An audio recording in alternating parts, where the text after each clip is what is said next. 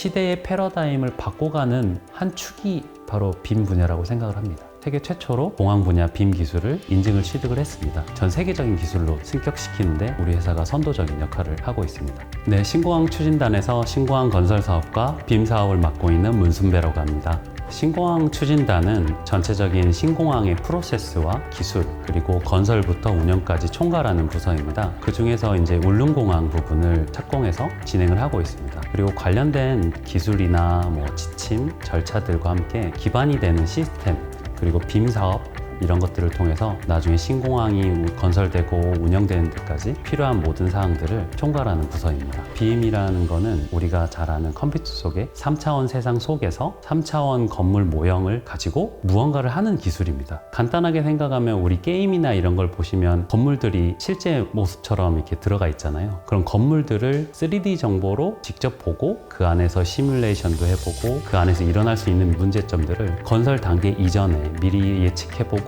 판단해보는 그런 기술을 가진 그 프로그램들과 그 기술들을 다 총칭하는 말입니다. 어렵나요?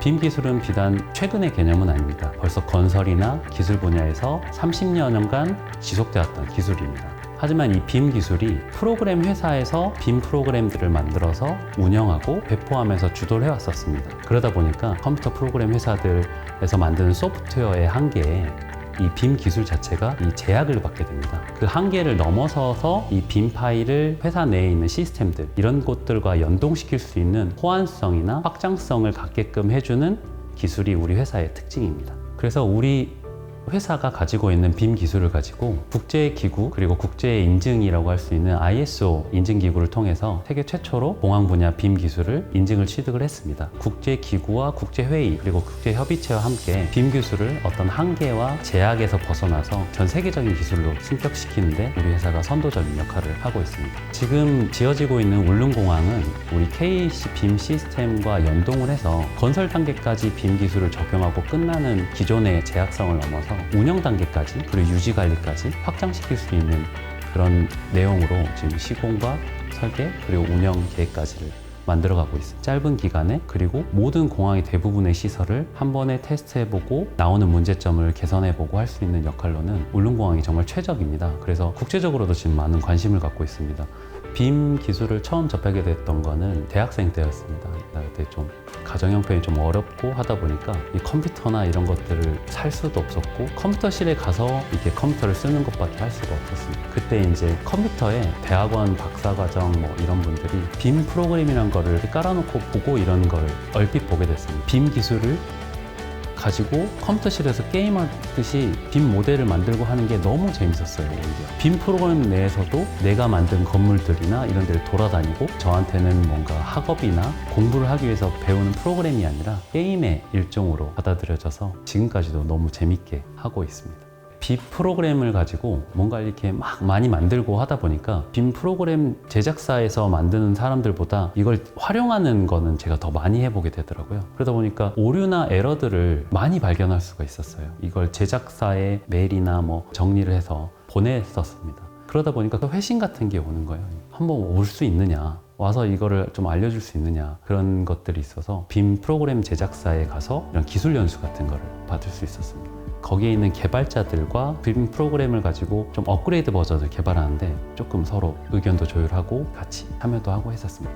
그때 당시에 공항공사 관련된 기사를 많이 접했었습니다. 신공항이나 공항공사가 이런 것들을 한다라는 것들을 접했었는데 저기 가서도 내가 할 수 있는 역할이 있을까라는 생각이 들었어요. 빔 분야에서 전 세계적으로 공항 부분이 제일 활성화되어 있습니다. 한국공항공사에서 신공항 사업이나 앞으로의 공항 사업을 추진한다, 새로 한다라는 걸 접했을 때 드디어 우리나라에도 이런 기회들이 생기고 이런 것들을 만들 수 있구나라는 생각이 들었습니다. 그래서 다시 불타올라서 입사를 하게 되었습니다. 그때 당시에 이제 신공항 추진단장님이 새로 오셨습니다. 정우수 원장님이신데요. 빔 프로그램이나 빔이나 이런 것들에 대해서 신공항에 대해서 이야기를 갑자기 하게 됐습니다.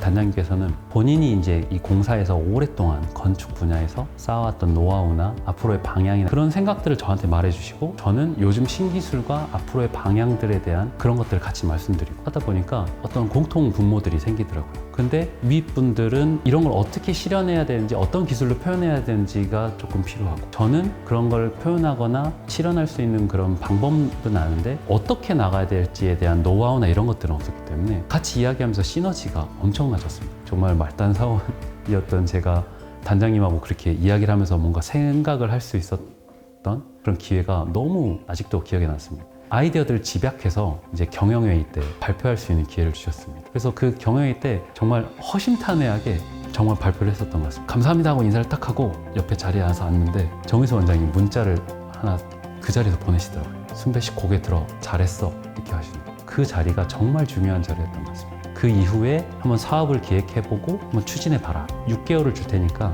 그 안에 컨설팅처럼 이거에 대해서 한번 분석하고 연구하는 걸 해서 완성품을 한번 가져와봐라 라는 기회를 주셨어요. 그게 이 KC빔의 시작입니다. 가장 뿌듯했던 순간을 생각해보면 정말 많은 순간들이 다 뿌듯했을 텐데요. 지금 생각해보면 제가 눈물을 한번 흘렸던 적이 한번 있었던 것 같습니다.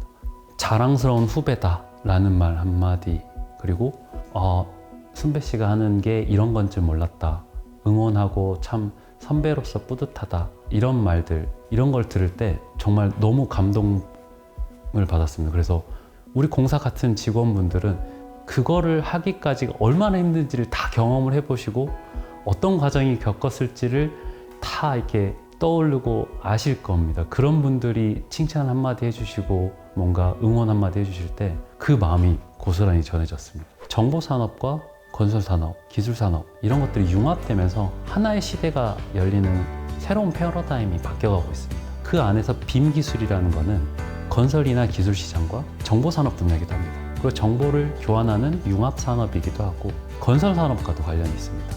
이런 시대의 패러다임을 바꿔가는 한 축이 바로 빔 분야라고 생각을 합니다. 이 분야에서 제가 전문가로서 그것을 주도하고 그걸 끌어나가는 그런 역할을 하고 싶습니다.